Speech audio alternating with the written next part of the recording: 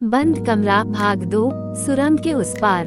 पिछली बार आपने देखा कि पुष्कर, एक युवा इतिहासकार, एक रहस्यमय बंद कमरे की पड़ताल करने गया था और फिर कभी बाहर नहीं आया।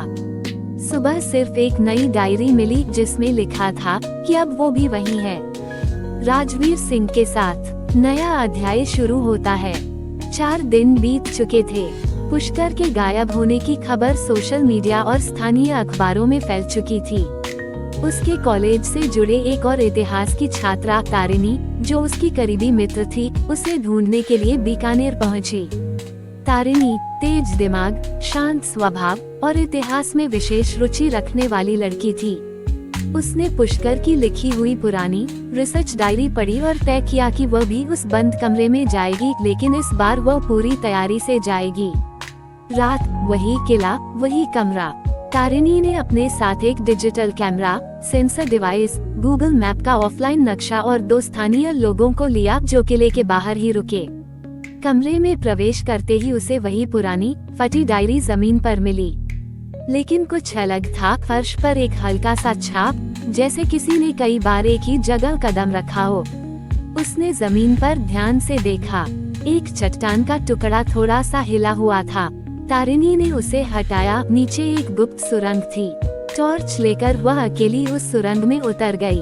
रास्ता पतला, नमी से भरा हुआ और सांप बिच्छुओं के निशान से डरावना था।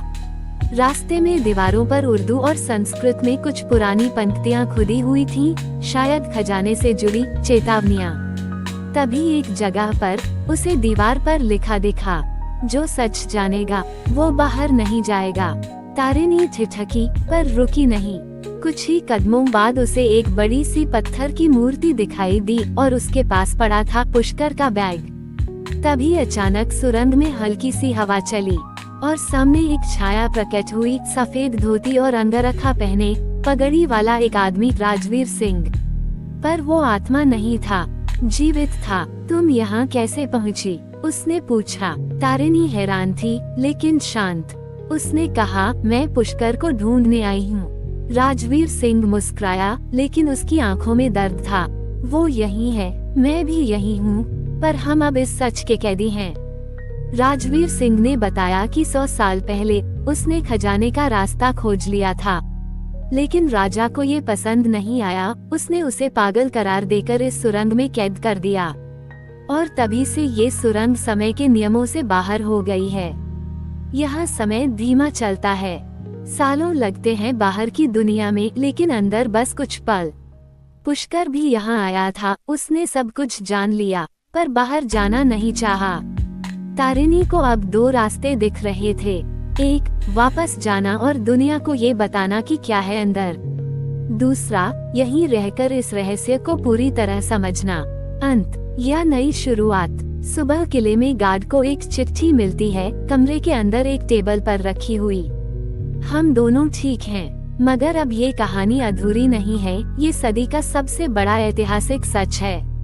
अभी समय नहीं कि इसे दुनिया जाने। कृपया हमें ढूंढने की कोशिश न करें। कमरा फिर से बंद था, लेकिन अब दरवाजे पर एक नया निशान उभरा था। 3 वर्तुल और बीच में एक तीर, शायद किसी नए रास्ते की ओर इशारा। तीसरा पार्ट जल्द ही।